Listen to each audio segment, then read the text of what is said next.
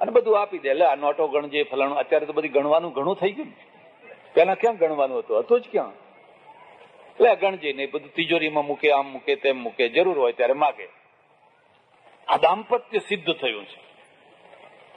પણ જો એકબીજા ઉપર વિશ્વાસ ન હોય તો પેલો પુરુષ આગો પાછો થયો હોય ને ત્યારે પેલા કપડા ફેંદે, પેલી ગજવા ફેંદે, હેડો જેટલું કઢાય એટલું. બીજું ત્રીજું. હવે એ બંનેના જીવનમાં કોઈ દિવસ કઈ રસ આવે? કારણ કે વિશ્વાસ સંપાદન નથી થયો. એટલે અમે એકવાર યાત્રા કરવા ગયા. મને થોડી જરા મજાક કરવાની ટેવ. જાત જાતની બધી નદીઓ આવે, તળાવ આવે, ફલાણું આવે, કુંડ આવે, દર્શન કરવાના આવે. એક નદી એવી આવી, મારી સાથે બધા જેટલા કપલ હતા, મોટી મોટી ઉંમરના હતા, બધા યાત્રા કરવા ગયડા જ આવે. બધાને લાઈનસર ઉભા રાખ્યા. મેં કહ્યું, જો ભાઈ, હાથમાં પાણી લો. બધાના હાથમાં પાણી આપ્યું. આ તીર્થની એવી મહિમા છે કે અહીંયા જો તમે સંકલ્પ કરીને મૂકો જળ, તો આવનારા 7 જન્મ સુધી તમે પતિ પત્ની થઈને પાછા, 7 જન્મ સુધી. એક સિવાય બધાએ ફેંકી દીધું. એક જણાએ રાખ્યું, બાકી બધાએ ફેંકી દીધું. અરે અરે, મેં કહું, આ શું કર્યું? અરે મને કે મહારાજ, મઢ આ જન્મ પાર કર્યો, તમે વળી પાછા 7 જન્મની ક્યાં વાત કરો છો? મઢ જેમ તેમ કરીને આ જન્મ પાર પાડ્યો છે. થાકી ગયા, એકબીજાથી ત્રાસી ગયા, એકબીજાથી કંટાળી ગયા. અને એટલે પેલા નરસિંહ મહેતાને લખવું પડ્યું. કોણે લખ્યું? 1 પૈસાનું ગોપી ચંદન, ઉભું ટીલું કરીએ, રામજી રંડાપો આપે તો તીરથ કરતા. એ જુએ છે કે હવે ક્યારે આ સિધાવે, કારણ કે દાંપત્ય સિદ્ધ ના થયું. આ એક નિયમ છે. તમે દુકાન માંડો ને દુકાનમાં તમે ક્યારે ત્રાસી જાઓ? દુકાન ના ચાલે ત્યારે. તમે હારી જાઓ, તમે થાકી જાઓ, તમે ત્રાસી જાઓ. વર્ષ ગયું, 2 વર્ષ ગયા, 3 વર્ષ ગયા, 4 વર્ષ ગયા, દુકાન ચાલતી જ નથી. તમે દુકાનથી થાકી જવાના. એવી રીતે તમે સંબંધ બાંધો, અને સંબંધની જો પક્વ અવસ્થા એટલે દાંપત્યની સિદ્ધિ તમને ના મળે, તમે થાકી જવાના, હારી જવાના. એક બીજી વાત યાદ રાખજો. આખી દુનિયામાં જે માણસ લડે છે ને અને હારતો નથી ને, એને હારે ને તો એ લડ્યા કરશે. પણ જે માણસ ઘરમાં હારી જાય છે ને, એને જીતાડવો બહુ કઠિન છે.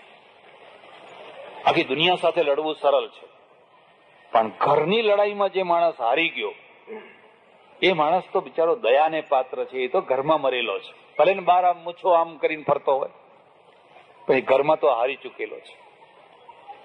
દાંપત્ય સિદ્ધ ના થયું. દાંપત્ય કેવી રીતે સિદ્ધ થાય એની થોડી વાત કહીશ પછી.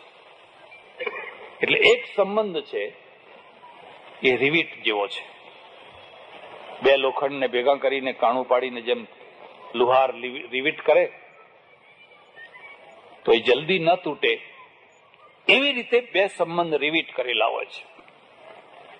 અને રિવીટ એટલે એટલા મજબૂત કે આંધી આવે, તોફાન આવે, ગમે તો ગમે તેવું આવે, પણ આ સંબંધને કઈ આંચ આવશે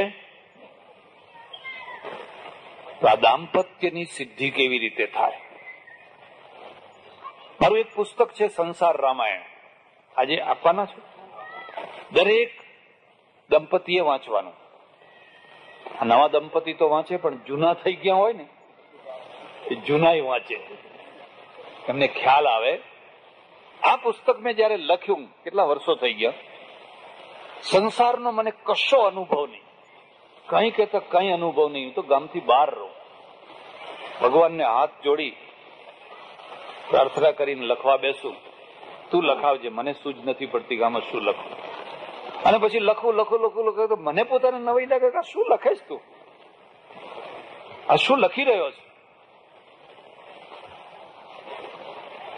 લેસ્ટરમાં, એટલે ઇંગ્લેન્ડમાં એક લેસ્ટર શહેર છે, ત્યાંથી એક વૃદ્ધનો મારા ઉપર કાગળ આવ્યો.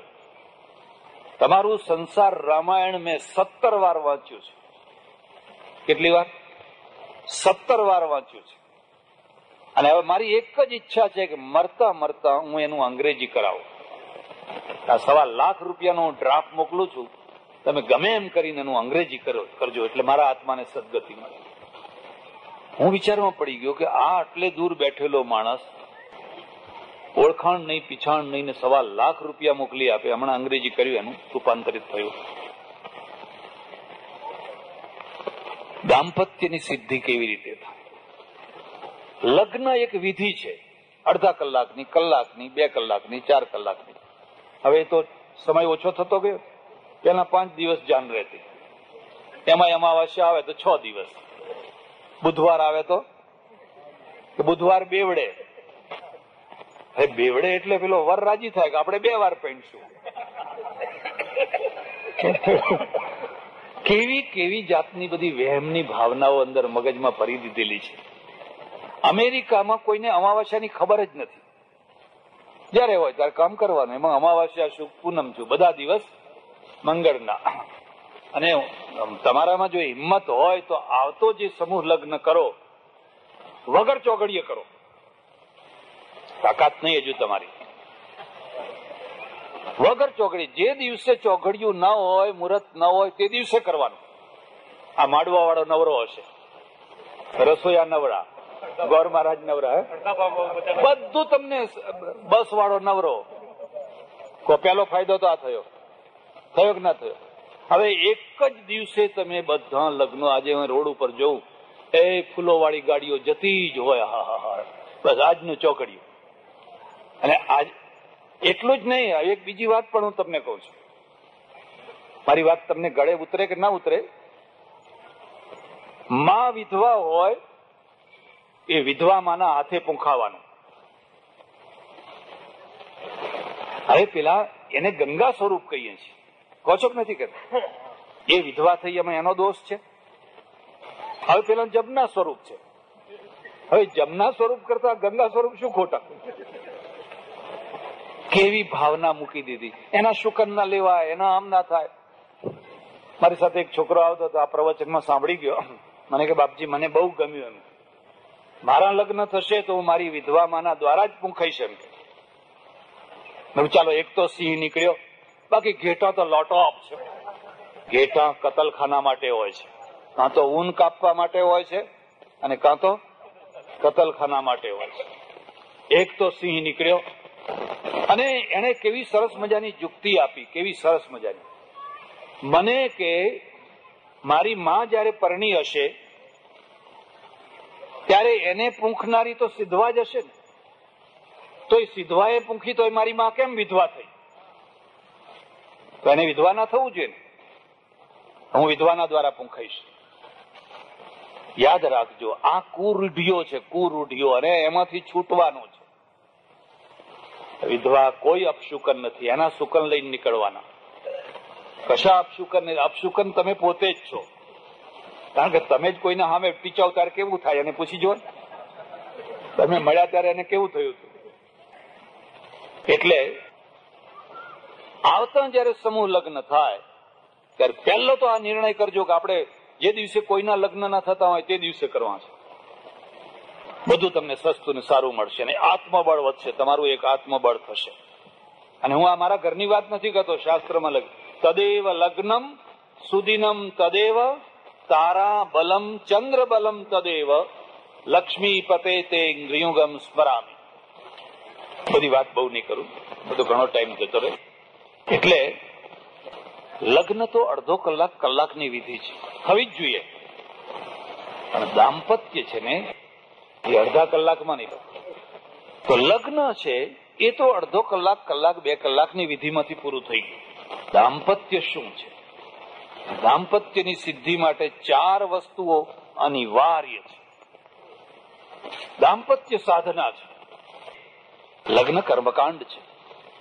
જેમ કોઈ યોગી હોય, કોઈ ભક્ત હોય, કોઈ વૈજ્ઞાનિક હોય ને કોઈ નિશ્ચિત સિદ્ધિ માટે સાધના કરે, વર્ષો પછીની સાધનાએ વૈજ્ઞાનિકને કોઈ વિજ્ઞાનનું તત્વ શોધમાં આવે, એમ દાંપત્ય છે એ પણ એક બહુ મોટી સાધના છે. હું તો એટલે સુધી કહું, યોગ સાધવો સરળ છે, પણ દાંપત્ય સાધવું અઘરામાં અઘરું છે. અને એ જેને સાધતા આવડ્યું એને બધા યોગ આવડ્યા, અને બીજા કોઈ યોગની જરૂર નથી. પેલો તો એકલો ગુફામાં બેઠો હોય, યોગ બેઠો હોય, સાધુ બરાબર છે, કર્યું ના કર્યું જેવું. અહીંયા બે માણસોએ ભેગા મળીને કરવાનું છે. તો એમાં 4 વસ્તુઓ યાદ રાખજો.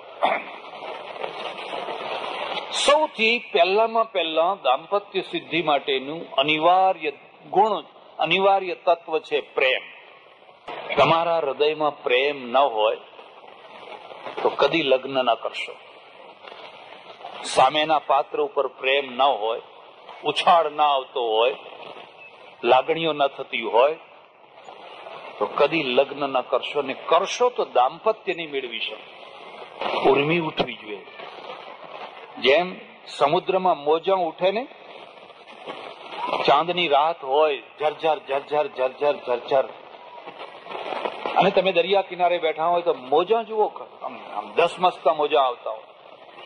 આવા હૃદયની અંદર પ્રેમના મોજાઓ પરમેશ્વરે મૂકેલા છે. એ શું કરશે?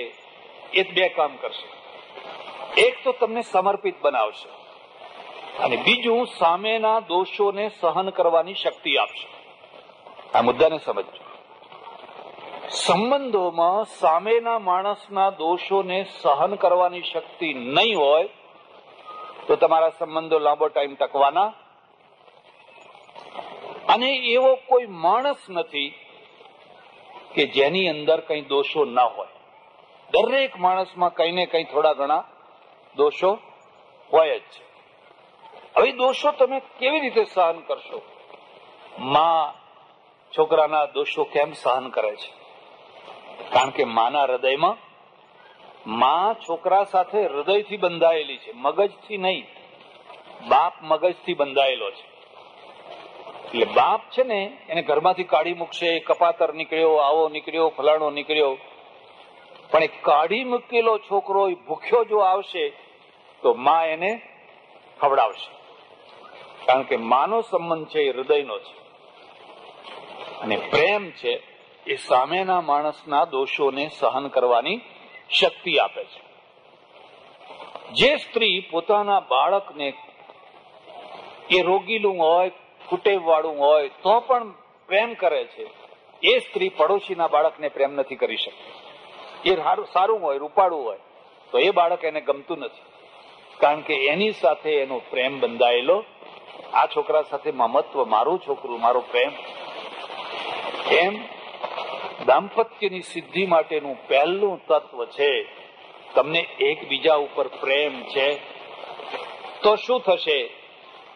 આ બીજી વાત યાદ રાખજો. તમને એમ થશે કે સામેનું માણસ કેમ સુખી થાય. આજ હંમેશા રહ્યા કરે, સામેનું માણસ કેમ સુખી થાય. પતિ હશે તો એના મનમાં એક જ થશે કે મારી પત્ની કેમ સુખી થાય. અને પત્ની હશે તો એને એમ થાય કે મારા પતિ કેમ, એને શું ભાવે છે, શું ગમે છે, શું ઠીક લાગે છે, આ એના મગજમાં રહ્યા કરશે. ને પ્રેમ નહીં હોય તો રસોઈ થશે, બધું થશે, પણ વેઠ એમાં કઈ પ્રેમ હશે? એટલે પહેલી શરત છે તમારા હૃદયમાં પ્રેમ હોવો જોઈએ. એક બીજી, આ પ્રેમ એક એવી વસ્તુ છે કે એને વધારવાથી વધે ને ઘટાડવાથી ઘટે. તમારા સગા સંબંધી હોય, મહિને 2 મહિને કાગળ આવતો હોય તો તમારો પ્રેમ, અને 2-5 વર્ષ સુધી કાગળ જ ના આવે એટલે તમે નહીં નાખો ને પછી હશે કે આપણને યાદ કરતા જ નથી તો મુઆ એમ. એટલે વલ્લભાચાર્ય છે ને પુષ્ટિ માર્ગના વૈષ્ણવાચાર્ય, એમણે ભગવાનની ભક્તિ, જે પ્રેમ લક્ષણા ભક્તિ છે ને, એને પુષ્ટિ નામ આપ્યું છે. પુષ્ટિ. પુષ્ટિનો અર્થ થાય છે વારંવાર એને પુષ્ટ કરવી પડે, વારંવાર એને પોષણ આપવું પડે. પોષણ આપો તો એ વેલ લીલી રહે, ને પોષણ ના મળે તો કરમી જાય. તમારે પડોશીના સંબંધો હોય, તમારે તે ભજીયા થયા તો વાટકી ભરીને એમના ત્યાં મોકલાવો તો વેલ લીલી થઈ ગઈ, અને એમના ત્યાં કંઈક થયું તો તમારે ત્યાં મોકલાયું તો વેલ લીલી થઈ ગઈ. હવે તમે કશું મોકલવામાં સમજતા નથી કે કંઈક બારણું બંધ કરીને જયારે જુઓ ત્યારે શીરો ખાઓ છો, તો શું થશે? પ્રેમ નહીં. આ માધ્યમ છે. એમ આપણા ત્યાં શાસ્ત્રકારોએ લખ્યું છે, રામની જ વાત કરું, પંચવટીમાં રામ જયારે રહે, સીતાજી એકલા, લક્ષ્મણ ખરા, બીજું કોઈ નહીં. પુરુષ તો આમ જાય તેમ જાય, આમ ફરે તેમ ફરે. પેલી સ્ત્રીનો આખો દિવસ કાઢે કેવી રીતે? ગામમાં તો બધી બેનપણીને મળવા જાય, આમ જાય તેમ જાય. તો રામ શું કરે? તુલસીદાસે લખ્યું છે, રામ પોતાની જાતે ફૂલો વીણે અને એની વેણી બનાવે, અને વેણીને સીતાજીને ઓટલા ઉપર બેસાડીને પછી જાતે વેણીને બસ સીતા ધન્ય થઈ જાય. એને કોઈ દિવસ ના અયોધ્યા યાદ આવે કે ના એને જનકપુર યાદ આવે. માત્ર આટલું કરવાથી આ માધ્યમ થયું. હવે આ છોકરાઓ કાલે એવું કરશે એટલે એ છોકરાની માં કહે છે કે એ આ તો એનો થઈ ગયો. ઘણા મને કે બાપજી આ તમારો છોકરો તો હવે અમારો ના રહે, પણ તો શું કામ પરણાયો? એનો ના થાય તો કોનો થાય? એનો થવા માટે તો પરણાયો છે. એક ભારત એવો એક દેશ છે જે પ્રેમને સહન નથી કરી શકતો. અત્યારે તો ઘણો સારો જમાનો છે. મેં જૂનો જમાનો જોયો છે કે પરણીને આવ્યું હોય કપલ, 2 છોકરા થાય, 3-4 વર્ષ સુધી વાત ના કરી શકે, બોલી ના શકે. ખરું કે નહીં? પોતાનું છોકરું પોતે ના તેડી શકે, પોતાનું છોકરું ના તેડી શકે, એની સાથે વાત ના કરી શકે. અને ઘર બધા ગોડાઉન જેવા, એમાં સેપરેટ કશું જ નહીં, કોઈ સેપરેટ રૂમ નહીં, કશું જ નહીં. અહીંથી ઠેઠ પણ સુધી પાછળ આટલી બારી હોય. એ પેલી બૈરી આખો દાડો જાડા કપડા ઓઢીને એમાં ધુમાડો ફૂંકતી હોય, આંધળી ના થાય તો થાય શું? આગળ ભેંસો બાંધી હોય, વચ્ચે સુવાવડીનો ખાટલો હોય, આ બાજુ આ હોય, આ હોય. હવે આના વચ્ચે આ રહેવાનું. એને કઈક વાત કરવી હોય તો વાત કરવાની. અને જો ભૂલે ચૂકે કઈ વાત કરતા જોયા, કલયુગ આવી ગયો.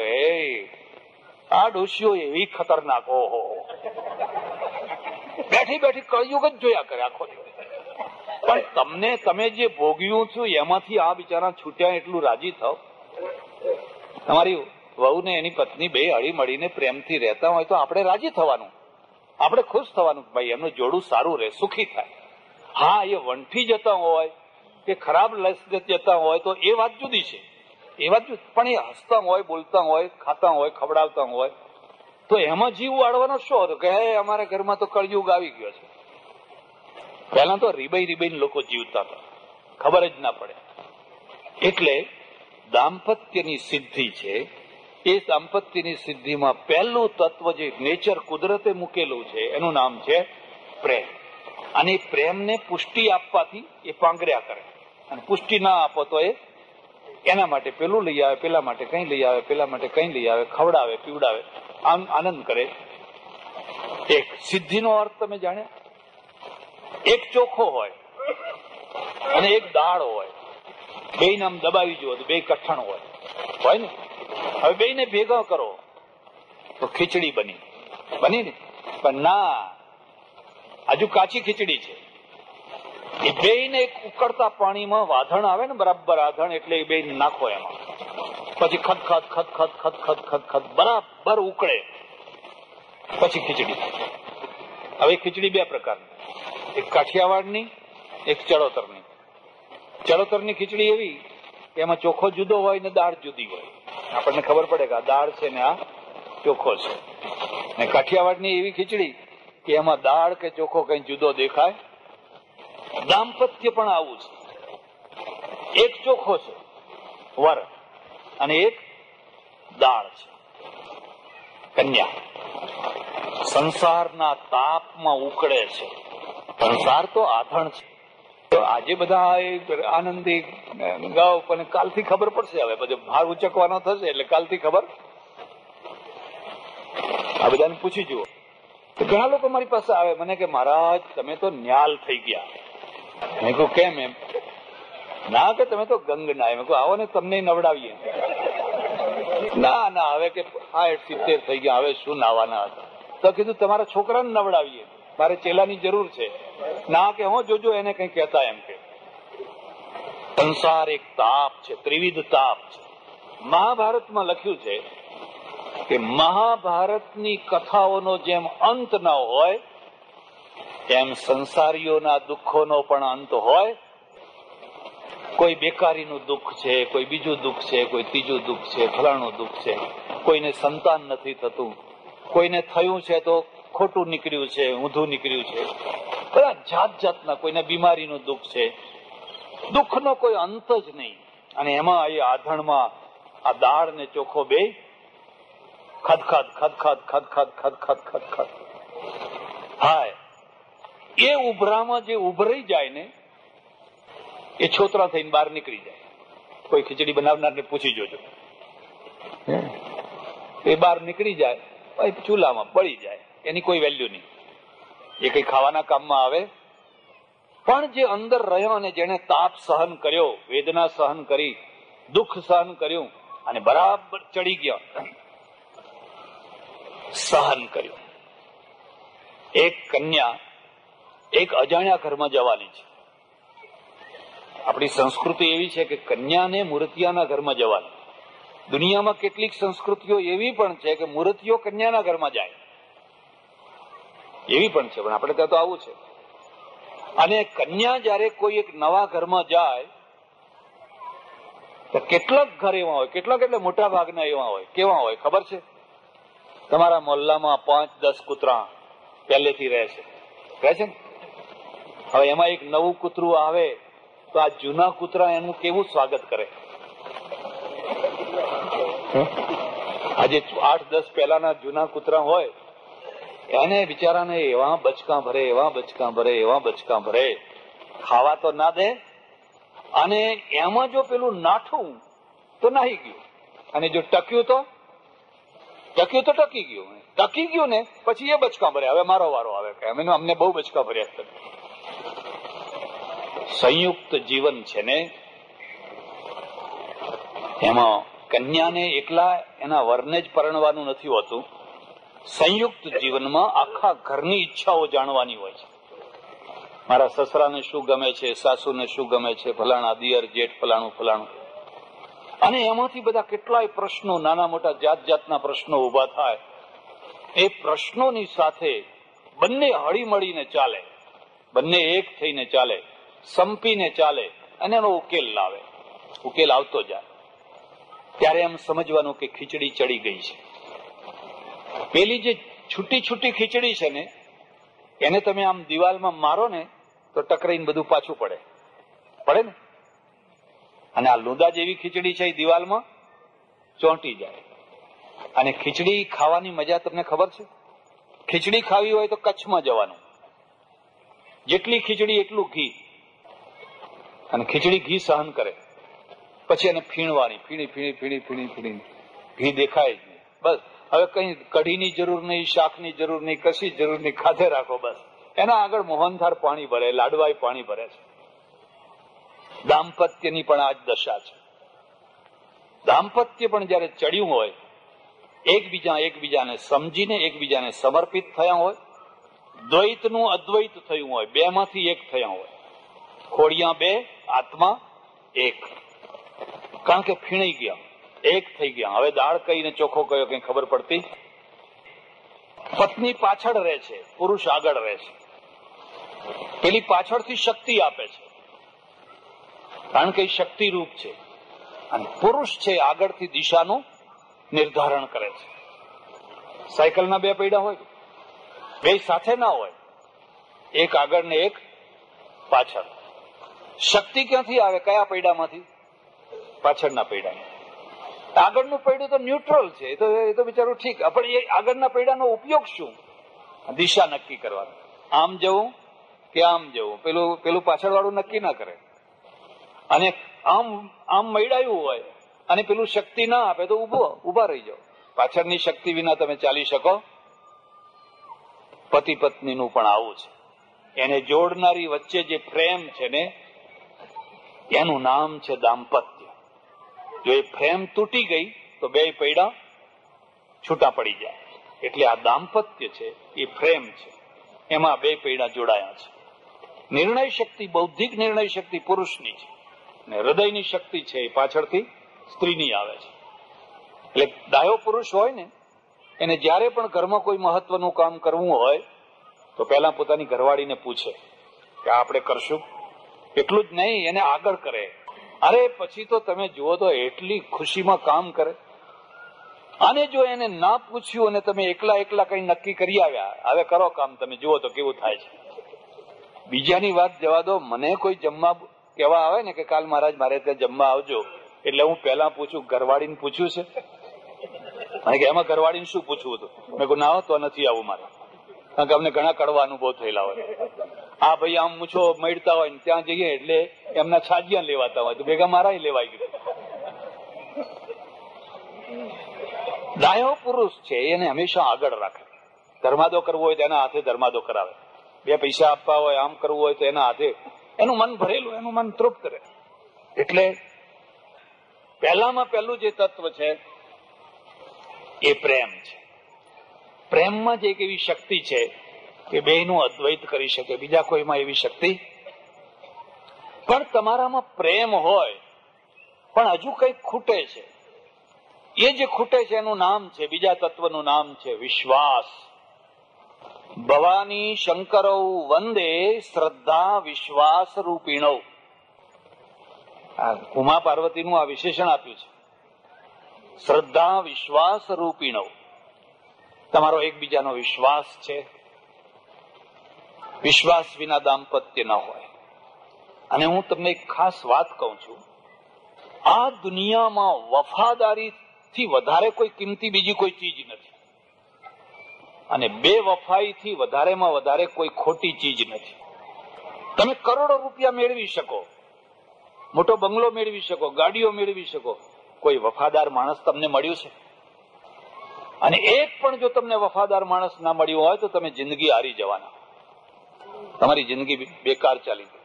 એક પણ તમને વફાદાર માણસ ના મળ્યું, તમારું કોઈ નથી. વફાદારી છે એ જ વિશ્વાસ છે, ને વિશ્વાસ ને વફાદારી બે એકબીજાના પોષક છે. એટલે કદી પણ દાંપત્યની સિદ્ધિ કરવી હોય તો વફાદારીનું તત્વ ઘટે એવું થવા દેવાનું, અવિશ્વાસ ઉભો થાય એવી વર્તણૂક નહીં કરવાની. તમે ચોખ્ખા હોવ, તમે શુદ્ધ હોવ, પણ લોકોને અવિશ્વાસ થાય એવો વ્યવહાર નહીં કરવાનો. અને એક બીજી વાત પણ તમને કહી દઉં, તમે ભૂંડામાં ભૂંડા માણસ સાથે રહી શકો, ક્રોધી હોય, લોભી હોય, લાલચી હોય, બધાના સાથે રહી શકો, પણ સૌથી ખરાબમાં ખરાબ કયો માણસ છે? જે વેમીલો માણસ છે. જો વેમીલા માણસ સાથે તમારું પનારું પડ્યું તો તમારી જિંદગી ધૂળ ધાણી થઈ જશે. પોલીસનો કૂતરો જેમ સૂંઘ્યા કરે ને એવી રીતે હંમેશા આમ વાતાવરણને સૂંઘ્યા કરશે. આ કોણ હસ્યું, કેમ હસ્યું, આ કોણ આવ્યું? અરે શું વાત કરું, કેટલાક લોકો ઓફિસમાં જઈ અને અડધા કલાકે ઘેર ફોન કરે, એ જાણવા માટે કે ઘરમાં છે કઈ ગઈ છે આડે આવડે, કે ફોન કોઈ ઉપાડે છે કે નહીં એમ જોવા માટે.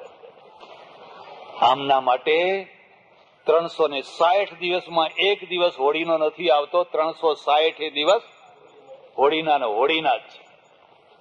બધાના સાથે જીવન જીવી શકાય, પણ વેમીલા માણસ સાથે જીવન જીવવું એ તો બહુ કઠિન કામ છે.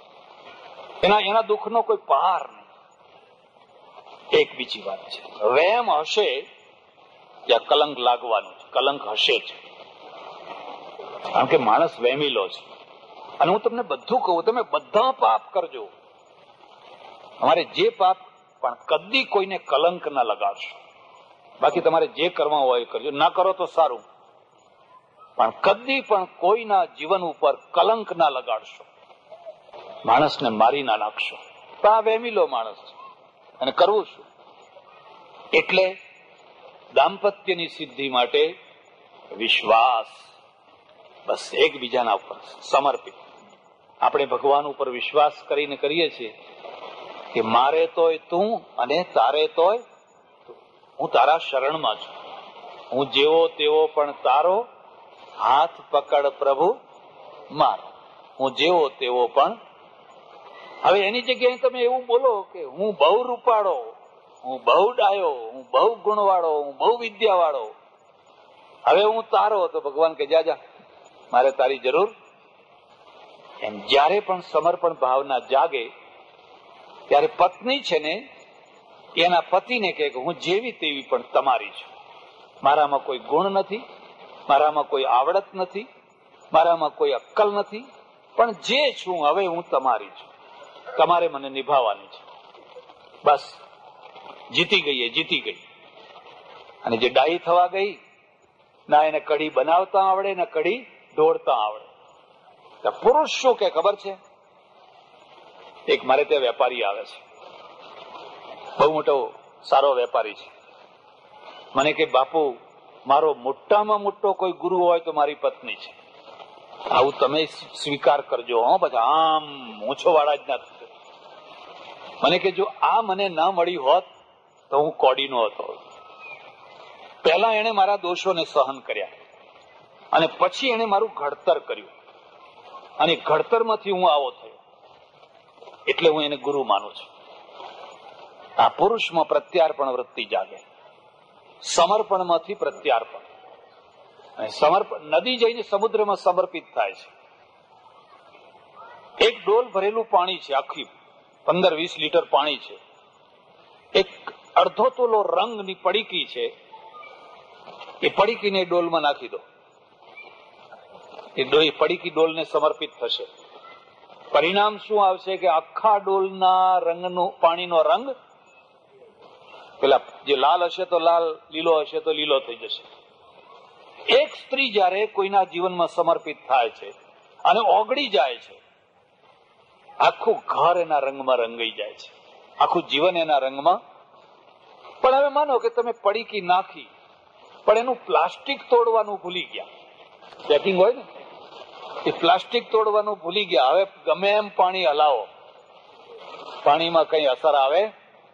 કેમ? પડીકી ઓગળી નથી. પડીકી પોતાનું અલગ જ વ્યક્તિત્વ રાખીને બેઠી છે, એટલે પાણીને પ્રભાવિત કરી શકતી.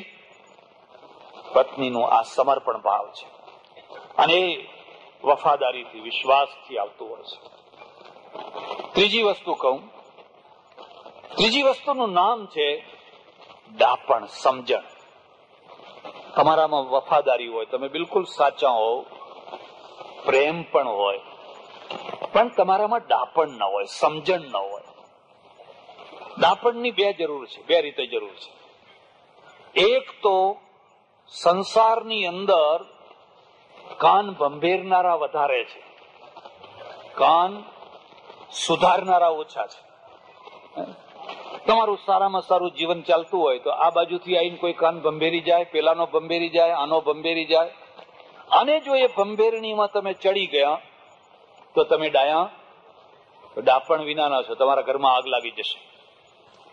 અને ડાયું માણસ હોય તો કોઈ પણ માણસ કાન ભંભેરવા આવે તો પહેલા તો એ સાંભળે નહીં, અને કદાચ સાંભળે તો તરત જ ઘરમાં એ વાત રાખી દે, એટલે એનો તરત નિવેડો આવે.